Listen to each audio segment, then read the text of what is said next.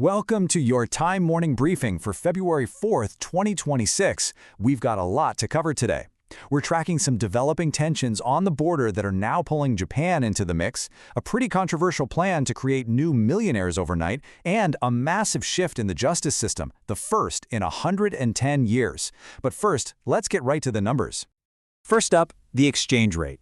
As of today, 100 Thai baht will get you 6,664 Myanmar kyat. And what's interesting here is that this is a slight uptick. It's actually an increase of 9 kyat for every 100 baht compared to where it was yesterday. So here's how we've broken down today's briefing for you. We're going to start with top news and the economy, then we'll jump into regional, legal, and social affairs, and we'll wrap things up with a look at border issues and crime. All right, let's dive right into our first section. We're looking at some big headlines here. Border closures that are starting to cause some international headaches, rising diplomatic tensions, and a really crucial conversation about what's next for Thailand's economy. So that economic impact from the Thai-Cambodian border closure, well, it's now pulling in other countries. Japan's ambassador to Cambodia, Uno Atsushi, is now publicly asking for both countries to reopen that land border. The key reason he's giving is that this whole situation is messing up the supply chain for Japanese companies. See, they use this model called Thailand Plus One, where Thailand is the main hub and Cambodia handles other parts of production. With the border closed, that whole system just grinds to a halt. And this slide really breaks down the diplomatic standoff. On one side, you've got Cambodian officials who are accusing Thailand of encroachment and are getting ready to file an international protest. But on the other side, Thai officials are saying, nope, we're just protecting our own sovereignty. The Thai Ministry of Foreign Affairs says it hasn't even gotten an official report yet, and they're kind of hinting that this might be more about internal Cambodian politics. They insist Thailand has held up its end of all agreements. All this pressure from the outside is leading to a really big internal question that's being debated right now. What's Thailand's next big economic story? You know, with everything shifting around the world, there's a growing feeling that the country needs a clear, long-term national strategy to define its economic future. And there are a few competing ideas on the table. One idea is for Thailand to become the supply chain of the world, making essential things like chipsets.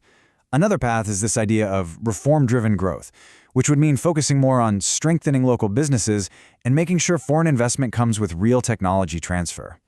Then there's the third option, positioning Thailand as a neutral global partner, a reliable and stable hub in a pretty turbulent region. Each of these paths would mean a very different future for the country. Now for a totally different kind of economic idea. This one's a proposal from the Pheu Thai Party, and they're calling it the Millionaire Lottery. The concept is actually pretty simple, but it's ambitious. The idea is to turn your everyday shopping receipts into lottery tickets, to create 9 new millionaires every single day. The thinking behind it is twofold: get more businesses into the formal tax system and collect a ton of valuable economic data at the same time. So how would this actually work? Well, you'd go shop at a registered store, and the number on your receipt would automatically get entered into a daily draw. 5 shoppers would win 1 million baht each. But here's the really interesting part. 4 other million baht prizes are specifically set aside for other groups: farmers, the elderly, community volunteers, and veterans. The incentive for businesses is pretty obvious. If your receipts give customers a shot at becoming a millionaire, they're probably more likely to shop with you. That, in turn, pushes more and more businesses to register and join the formal tax system. Okay. Let's move on to our second section. Here, we're going to look at updates on the conflict in Myanmar, some really significant reforms happening inside Thailand's justice system, and a growing controversy over public spending. Looking over at the civil war in Myanmar, the data shows a pretty grim trend. While the total number of clashes has actually gone down since its peak back in 2022, the violence itself seems to have gotten more intense. The number of civilian deaths has been climbing every single year, which tells us the conflict is becoming much deadlier for people who aren't even involved in the fighting.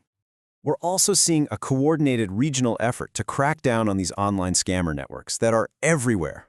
Cambodia just deported 175 Vietnamese nationals who were found working illegally in these operations. And at the same time, China has taken an even harder line. They've actually executed leaders from the notorious Bai and Ming scammer families who were running their operations out of Myanmar.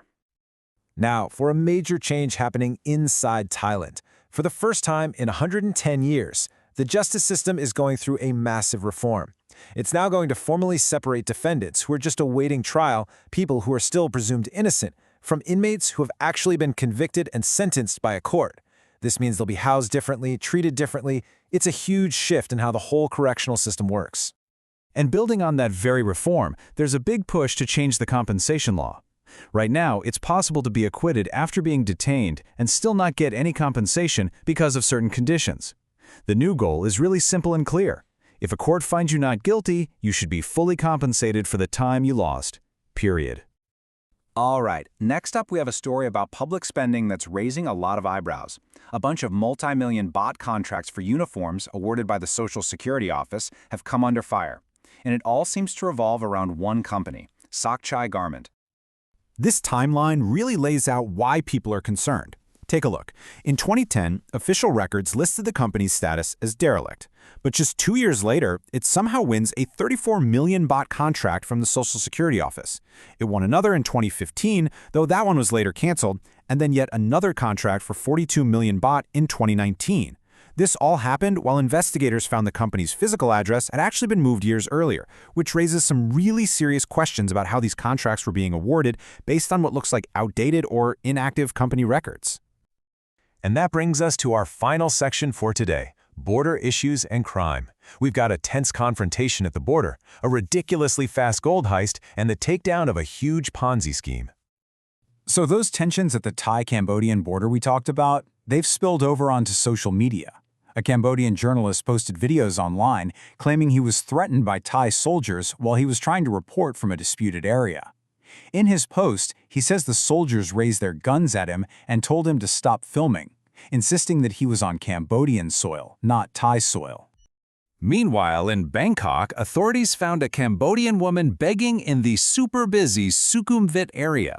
But to avoid being recognized or reported, she had disguised herself as an Arab national. When they questioned her, she apparently said she got the idea after seeing other people using similar disguises and getting away with it. 25 seconds. Seriously, that's how long it took for a robber to hit a gold shop inside a department store in Hat Yai. The security footage is crazy. It shows the suspect just vaulting over the counter, grabbing trays of gold necklaces, and then he's gone. The whole thing was over in less than half a minute, and he made off with about 50 baht weights of gold.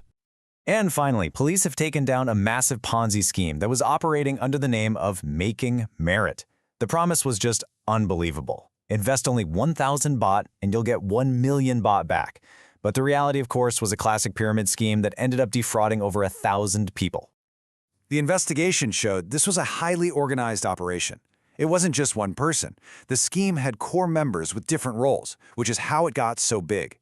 This organization allowed them to defraud over 1,000 victims, with an estimated 600 million baht circulating through the scheme.